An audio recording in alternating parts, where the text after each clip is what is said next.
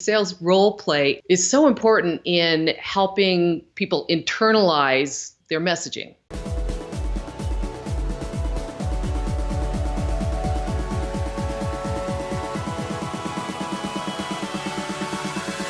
Hello Sales Nation and welcome to today's episode of the Salesman podcast. On today's show we have Julie Hansen, and she is a sales expert, and we're diving into role plays as a tool to improve our sales skills, and also things like improv, how all that ties in with this and how it can increase our ability to communicate better with our customers and our audience and our decision makers within accounts. You can find out more about Julie over at performancesalesandtraining.com. And with all that said, let's jump into today's episode.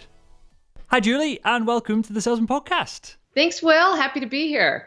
I'm glad to have you back on. We're glad to dive into sales role plays today. I think From my perspective, as no management experience whatsoever, but from the sales professional, I've had both good and bad experiences with this, and I'm sure this will resonate with the audience as well. Perhaps they've had the good experiences and the bad experiences, and hopefully we can tie it down to why we should be doing sales role plays, and then two, how to implement this so that it's actually useful and not just a confidence knock, perhaps for the audience, when they've got the sales manager staring at them as they're practicing weird lines or scripts or however they set it up. But let me ask you this, just to tee up the conversation and get us all on board with this. Why are sales role plays so important? How do they go about improving our sales skills? Done correctly, and I want to preface this with done correctly, sales role play is so important in helping people internalize their messaging, right? Because anybody can say lines, say words, right? But if you aren't connected to that and you can't have a conversation around that, what good is it? It's not going to come across as authentic. It's not going to read with the customer, and you're never really in control of the entire conversation. So there's, it's like an actor with their lines. At least an actor knows what the other person's lines are. Well, we go in as salespeople and we kind of have an idea what the other person is going to say, but they rarely stick to the script, right? They're always throwing something in or asking questions. So you have to develop those skills of being able to quickly adapt and respond to things in the moment. So there's a lot of improvisation that goes into being a salesperson. So this is a great place to learn how to quickly react on your feet using the content that you know, and getting some constructive feedback around that and how to fine tune what you're doing. There seems like there's a couple of elements to this. Of one, I know from my personal experience, the only way I can confidently talk about a product, a service, an idea, or a concept is to have talked about it over and over and over and over. And it's almost not convincing myself that I believe in it. That's the wrong way to go about it, perhaps the wrong way to think about it. But I'm definitely reinforcing everything that I say, where I don't know the psychology of how it's going into my subconscious, and just that feedback loop of me saying it, me hearing it, me saying it, me hearing it, makes it more real. But that's a real tangible element to all of this as well, minus the feedback, which we'll come on to in a second. But just repeating something and having the conversation with different questions but a similar answer, that's valuable in itself, right? Absolutely. And a lot of times I hear salespeople say, well, I don't want to practice it too much. I don't want to say it too much because then it's going to sound phony and rote. And that only happens if you're practicing incorrectly, if you're not kind of being in the moment and responding accordingly. It's most salespeople, and I see this a lot when people are practicing like presentations or demos, and they'll kind of do it in their head, and they'll rehearse in their head, right? They won't say it out loud. But there's something that happens when it comes out of your mouth. It starts to connect. You start to find some of the gaps that you thought you were confident in, and suddenly you're not so confident, or it doesn't quite click with you. So it's a really important process in getting to know your material and being fluid with it. Because what I would say is to salespeople say, well, I don't want to be real scripted. I want to be, I want to be in the moment. I want to be in the flow. And that's great. I think I encourage that. But if you don't first really feel grounded in your messaging, it's very hard to go off script and go down one path and get back to where you need to take the conversation. So it's really an important tool, and I think there's just a lot of misconceptions about it. So this is something that I wanted to ask very specifically, and you brought it up here, which is awesome, in that to role play, do we physically need to be in the stereotypical scenario of there's us, there's one of our sales colleagues, and then there's the sales manager staring at us both, making sure that we're doing the job? Or is there like a hybrid approach perhaps that clearly that works, that's one angle of it, but is there other ways we can do this, say like when we're driving? Can we vocalize this, pretend we're having a conversation and get value out of that? Or does it need to be done with other people and with feedback from a third party? I think all those different ways are valuable. They have different, different aspects, different things you're going to get out of them. I think if you're doing it, on your own, obviously you're kind of creating your own conversation. You're getting confident with the material, and I think that's great. When you introduce another person, no matter whether it's a manager or a friend or a partner, coworker, you're going to start to work on what happens when you don't anticipate exactly what someone is going to say. So you get different things from all those different ways of doing it.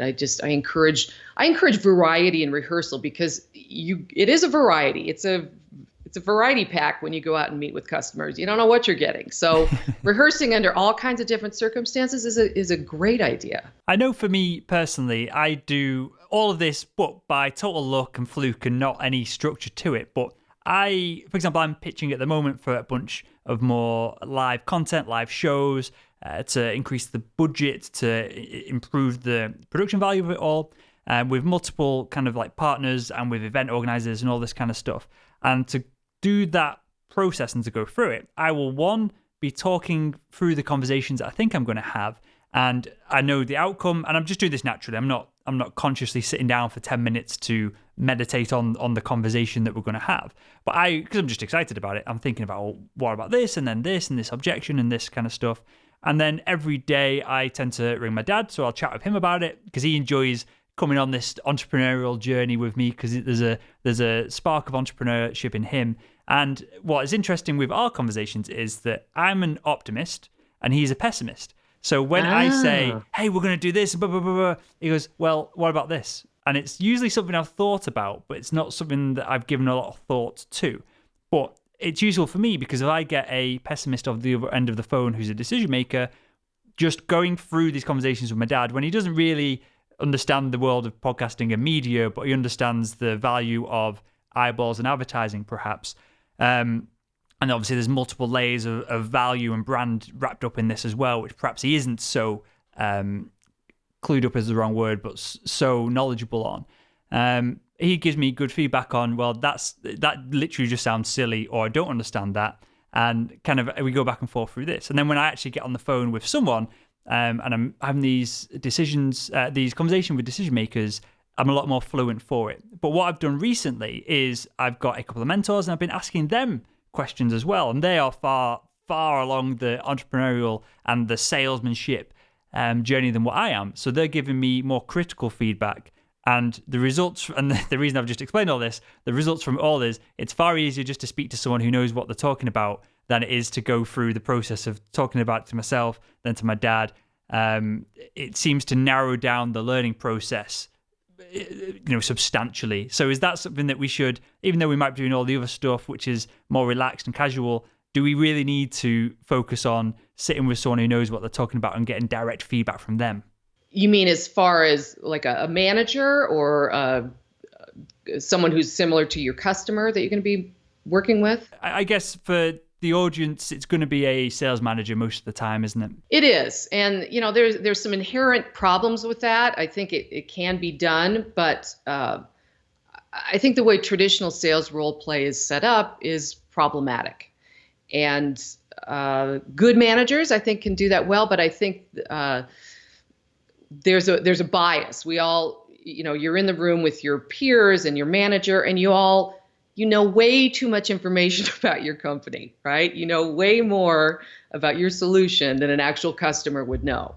So it's difficult for someone to play the role of a customer in an authentic way. Isn't that called something? That's a phenomenon, or there's something. I can't. I'll put it in the show notes because it'll come to me as soon as we hang up. It'll come to me what it's called. But essentially, it's very difficult to explain a process of something when you know the ins and outs of it to someone who doesn't. And that there's a real skill to that. I have it in my book, and I can't think of what the term is for it. But it is. It's just unable to go back and go, well, of course you know that, right? Yeah. And they actually have there's an article on it. They talk about if you're humming a song, and have you ever hummed a song to somebody? You know that song, and you hum it, and they're like, I have no idea what that is. Yeah. And it's obvious to you because you know what the song is. So it's that similar experience that happens when you get people that know too much in a room, and they're trying to emulate what really happens in a customer conversation. It's very difficult. So there's a couple ways around that, and we can talk about that now, or some of the things that we can do to fix it. It seems like one way to almost get around it, but you're not really solving the problem, is to bring in perhaps a couple of great customers, but they've already been pitched. So it's very difficult then for them to give you feedback again with the same scenario. They might be able to give you more blunt and honest feedback from them personally and what their experience is versus perhaps what your sales manager can. But that's only half solving the problem. And that, I think it can be very valuable, because if they're customers, they have a very specific point of view, and there is value in being specific in role play. And one of the biggest problems I have with traditional role play is it is so vague. Okay, Will, you're the salesperson, and you sell Julie on, you're meeting with Julie, and you got 10 minutes, go, right? It's like, well, wait, what? No, when do you ever as a salesperson go into a sales call so unprepared? You just don't. You know something about your customer. You have some boundaries around that. That brings up, first of all, an enormous amount of fear in salespeople, because what you're really being asked to do is not necessarily have this real conversation with a customer. You are improvising. You are trying to fill in those gaps in your brain, like, okay, let's see. So this customer, maybe I've met him before. And it gets awkward, right? It's very I've been awkward. In what you've been in describing, and then you're going, as I go through this, and I remember one occasion at some crappy hotel in Manchester that we did this, and there was 4 of us in the room, everyone who's selling the urology endoscopes at this company that I worked for, and I try my best not to mention names of companies and stuff, but they will know who they are because I know they listen to the show. They'll remember this meeting because it was terrible, and for no one particular fault, just a lack of organisation perhaps, or a lack of knowledge on the topic. Clearly, why we're doing the show here, but it was kind of as you just described. Then I would be kind of filling in the blanks, or I'd be like, hello, Mr. Yada Yada or Mrs. Yada Yada. I'm here to talk about this XYZ product.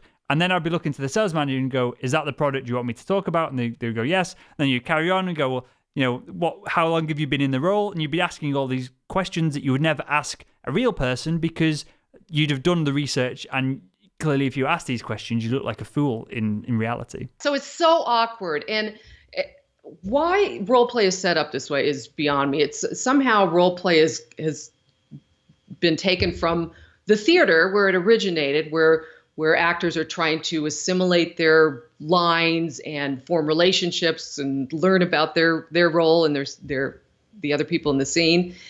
And it's turned into this test of, can you quickly on your feet just say the right things in circumstances that are very vague and general? And it's a test of your ability to improvise. And I think we have to stop and think about, what is the goal of the role play? And if it is a test, then set it up as a test. And I think most of the times it's set up as a learning experience, and managers are really kind of testing you on certain, key points. And so it's not always a fair circumstance for the salesperson because they're at a disadvantage. So how should we, Julie? We're going down this line here. How should we set these things up so that they are both useful for the sales manager, perhaps, if we want to be slightly selfless here, they get to see perhaps where we need work and where we're succeeding, and then selfishly for us, how can we set up a role play scenario that we, the salespeople, are getting a ton out of the time that we're spending doing it? Yeah, those are the two great things to explore. The first I'll address with managers. I think managers need to have very clear goals for the role play. A lot of times they're trying to accomplish too much or is too vague.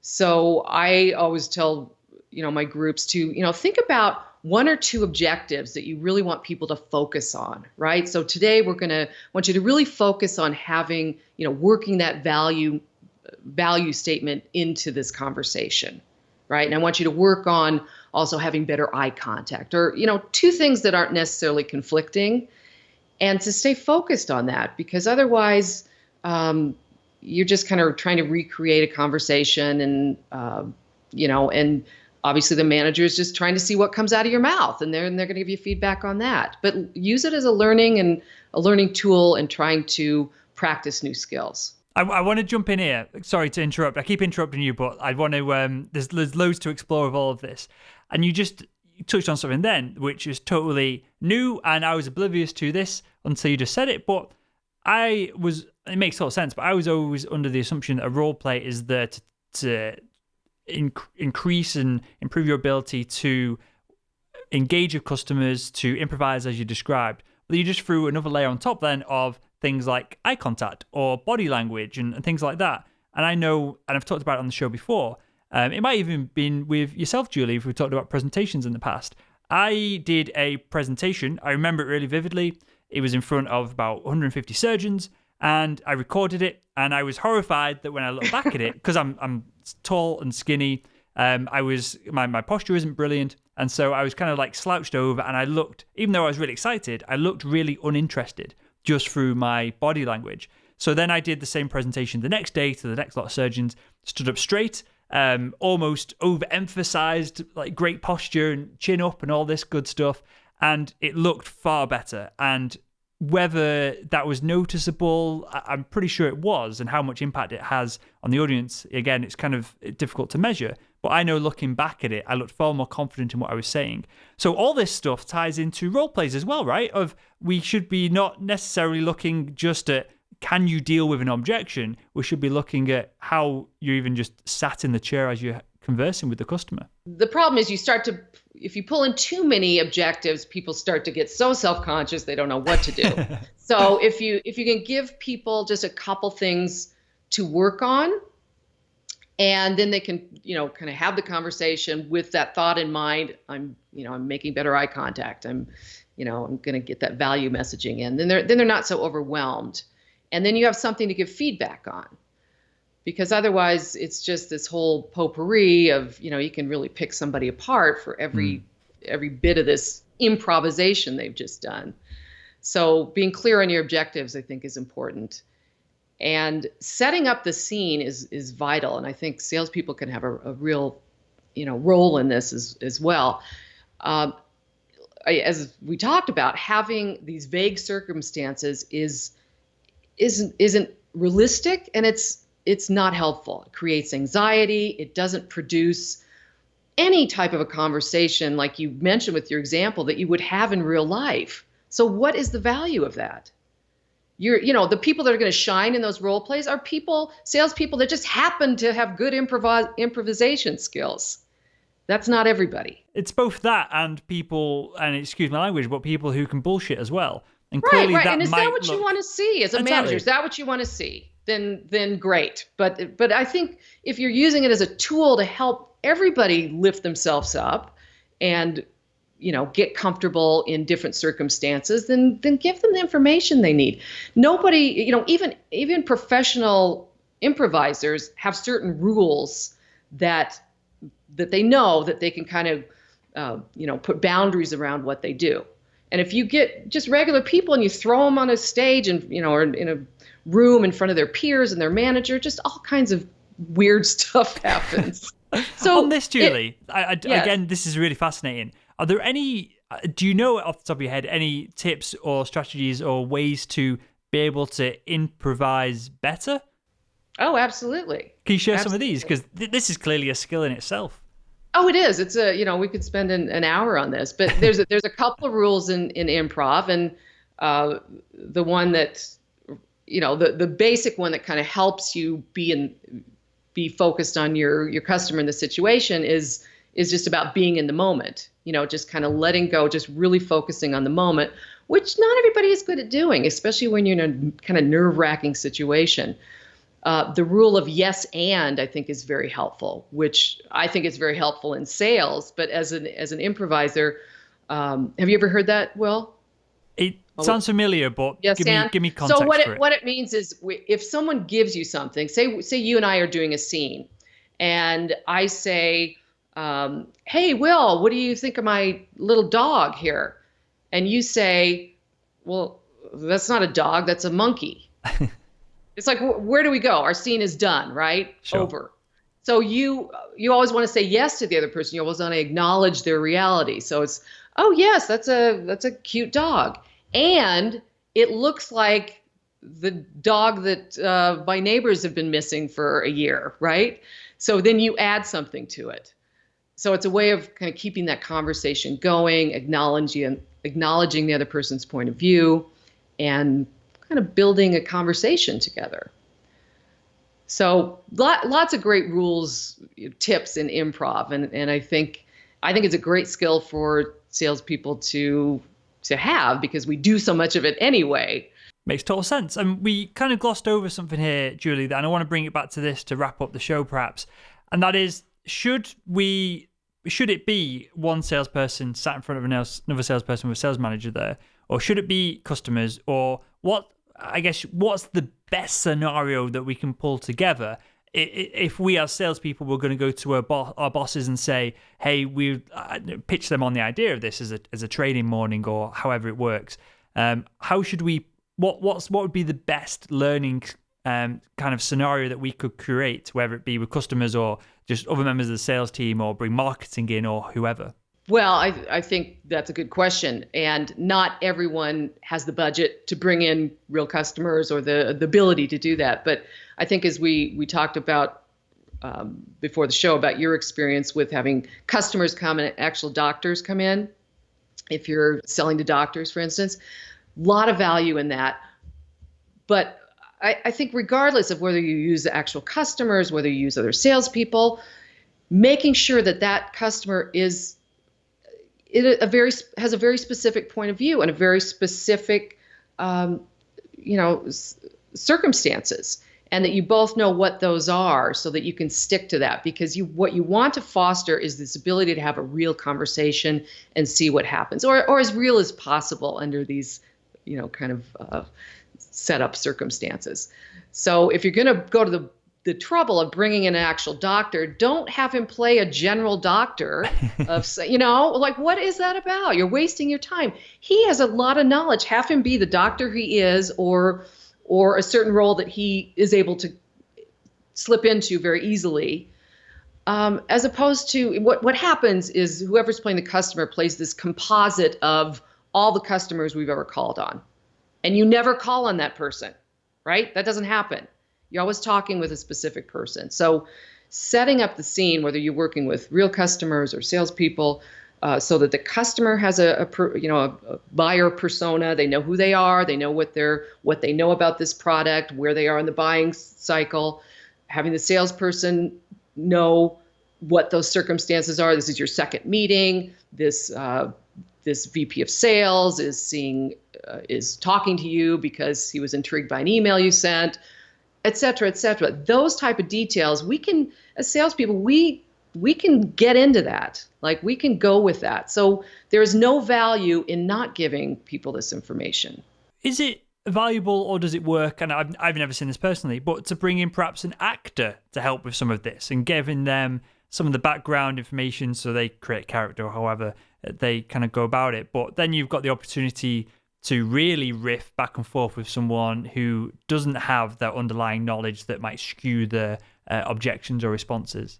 Mm-hmm. Absolutely. That's probably the best thing you can do. supposed to. I think a real customer, if they can really stick to their role, and a lot of times people, they also are just customers. They're in an unnatural situation. They start to be somebody they're not. Actors are brilliant at that, and I do that as you know, I have an acting background, and so I bring that into my training, because I think you are able to be very specific and stick to that role, a specific role. So that's ideal. Again, not everybody can do that, but making sure that you just lay out, who people are supposed to be, and giving people a little time to prepare for that role. Again, there's no value in saying, okay, you're the salesperson, you're the customer, go. It's like, give people, even actors need a moment before to kind of, get into the role, get into the part, to internalize the circumstances. So give people some time. Give them the circumstances the day before. Okay, this is what we're going to be doing tomorrow. Here's your set of circumstances. So just as if you were having a call, making a call on this person, giving a presentation, you would know well before 2 seconds ahead of time what you're going to talk about. You'd have some idea, right?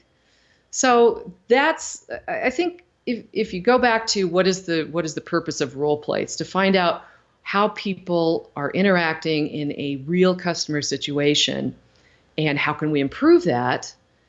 Then you need to make it as real as possible. Makes total sense. Is there, and I'll wrap up with this, Julie, is there any value in, perhaps not an acting class, but an improv class? Is there value, or stand-up comedy? I know a bunch of salespeople who've got wrapped up in that, and there's a couple of sales experts who are wrapped up in it. Is that a worthwhile endeavor and focus of our time to improve our sales skills? An improv class or stand-up comedy or something along those lines? I think improv and stand-up comedy are two different things, really. Improv is more applicable for salespeople, unless you want to be a stand-up comic.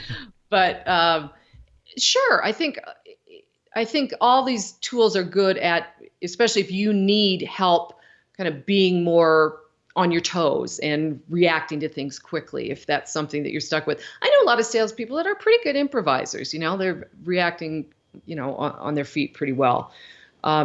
In that case, you may need more structured help as far as communicating, and maybe that's more of an acting class. So I think it's specific to each individual salesperson. But I think all those tools, acting, improv, it's all about communication. And everybody has different communication styles, has different communication needs. So as a manager, they can start to see, well, how is this person reacting on a call? If they're very flat and can't seem to put their personality into this conversation, maybe they do need an acting class to kind of elevate and connect with, that piece of themselves that is much more engaging. If they can't seem to go off script, if they get just too flustered when things, or they get questions, then yes, maybe an improv class is called for. Good stuff. The reason I asked you that is I'm always trying to find and uncover new ways, because I'll experiment with some of this. So I'm going to go on some media training in a few months' time as an experiment in some of this side of things. But I'm always looking for ways that sales professionals can, clearly the sales process is super important. If you've not got that nailed, if you've not got the numbers and the data of the actions that you're taking, probably that's the first place to start. But all these extra layers, and especially if it can be fun as well, of on every Tuesday you go on your improv class and you have a laugh with a bunch of people, and that helps you earn more money over the long run, then it becomes a no-brainer at that point for me. It's also, it gives you greater confidence. That's what I learned from acting and improv is just the confidence it gives you to be in front of people and have a conversation and keep people engaged. So there's a lot of value in it that I think is relatively unexplored in sales. Good stuff. Well, Julie, I've got one final question. I've asked you before, but I'm going to ask you it again.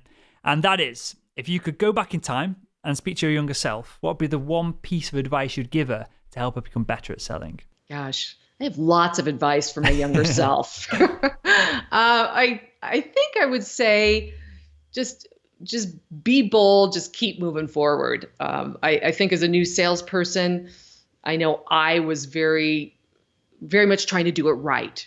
Trying to do the right way, trying to follow the right people. And I would almost get paralyzed with inactivity because I wasn't, I just didn't know what to do.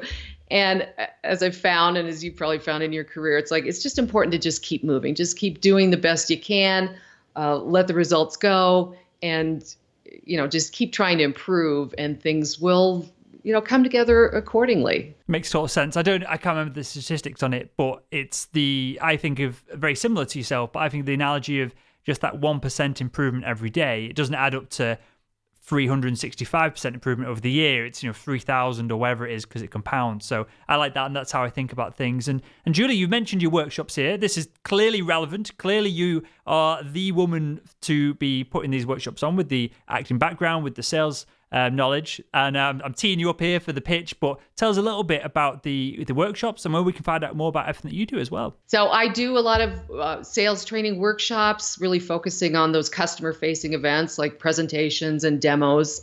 And I use a lot of these acting and improv skills to help salespeople make a bigger impact with their customers, because it's all about standing out, differentiating yourself, being remembered today, especially in those longer buying cycles. You can find information about it on my website, performancesalesandtraining.com, and also a lot of resources. I've got a lot of articles on how to use different acting skills and improv skills in sales, and lots of tips on presentations and demos. We'll link to all of that in the show notes to this episode, and I'll pull out some specific blog posts on role plays or improvisation as well from your blog, and we'll link to them in the show notes.